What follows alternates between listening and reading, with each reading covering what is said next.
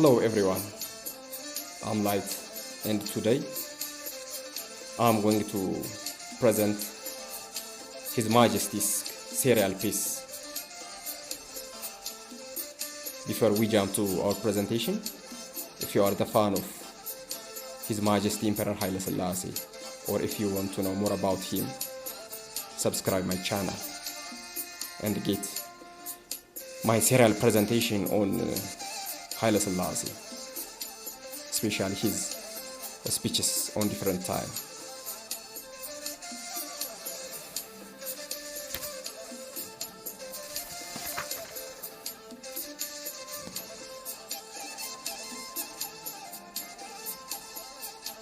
Today's presentation is a message from His Imperial Majesty Haile Selassie I, sent to American Committee on Africa.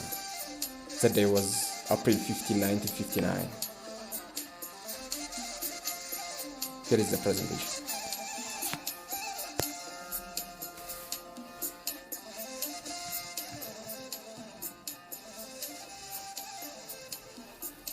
Today, Africans and friends of Africa everywhere are celebrating Africa Freedom Day. Observance of this day testifies to what is undoubtedly one of the most significant phenomena of this post-war world. The liberation from the bonds which have so long fettered the millions of Africans, to whom but a short time ago freedom and independence were but distant dreams. Within the post-war period, the number of independent African nations has more than doubled. Next year, additional states will achieve their independence. And each year that follows will see ever-increasing numbers of Africans enjoying this most precious of Almighty God gifts. The tide which is sweeping Africa today cannot be stayed. No power on earth is great enough to halt or reverse the trend. Its march is as relentless and inexorable as the passage of time. The day is long overdue for a change of attitude on the part of those nations which have heretofore sought to hinder or impede this movement, or which have been content in the past to remain passive in the face of the impassioned cries for freedom, for justice, for the right to stand with their fellow men as equal among equals, which have gone up from this continent. It is time for them to enlist their sympathetic efforts on behalf of the struggle of the African people to gain the place in the world which their God-given birthright. Those who fail to refuse to do so, those who lack the vision and foresight to realize that Africa is emerging into a new era, that Africans will no longer be denied the rights which are inalienably theirs, will not alter or reverse the course of history.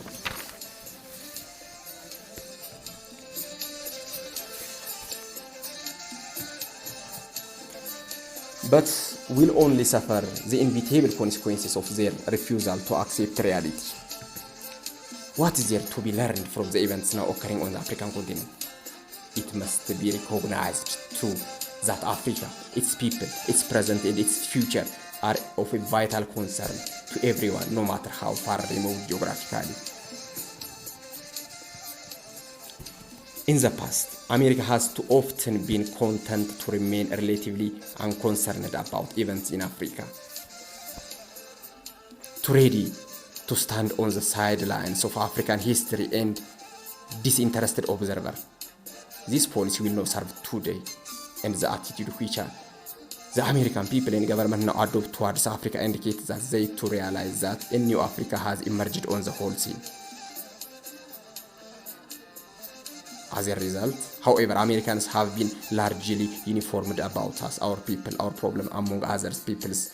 More and more is gradually coming to be known, but mainly we would venture, because now the peoples of Africa have forced the rest of the world to pay heed to them and to hearken to the strings and reverberations which have resounded throughout this continent in the last decade.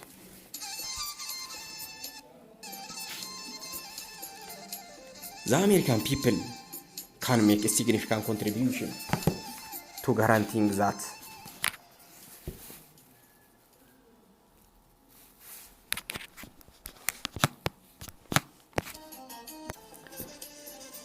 a deep and abiding friendship exists between Africa and the United States of America. Learn more about us. Learn to understand our background, our culture and tradition, our strengths and weakness. Learn to appreciate our desires and hopes, our problems, our fears. If we truly know one another, a solid and firm basis will exist for the maintenance of the friendly relation between the African and the American people, which we are convinced both so ardently desire. You may be assured that there will be no failure in the warm and brotherly response from our side.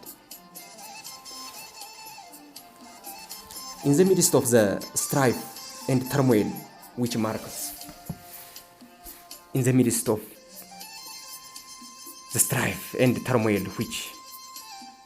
marks African today, the African people will extend the hand of friendship, but it's extended to those who desire the progress and the political and economic freedom of the African people, who are willing generously and without thought of selfish gain to assist us to our feet, and we may stand by their side as brothers. We are convinced that there are countless millions of such to be found throughout the world. We know that those to whom we send this message, who are today assembled in New York City to join in celebration of Africa's Freedom Day, are numbered among them. To them, we send our warmest greeting and our prayers that the purpose which today unites them may be soon realized. We must thank the American Committee on Africa, which has made it possible for us to send these words to you today. The cause which you espouse is a noble and just one, and with the help of Almighty, God will triumph.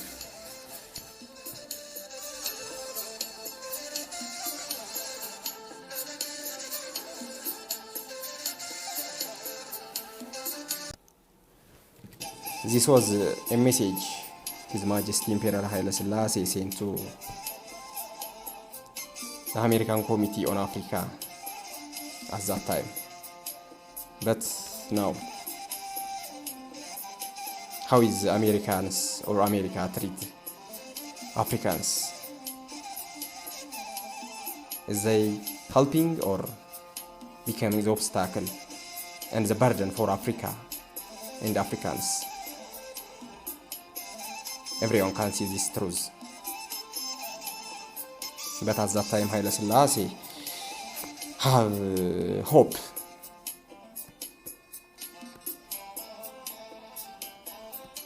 If you have any comments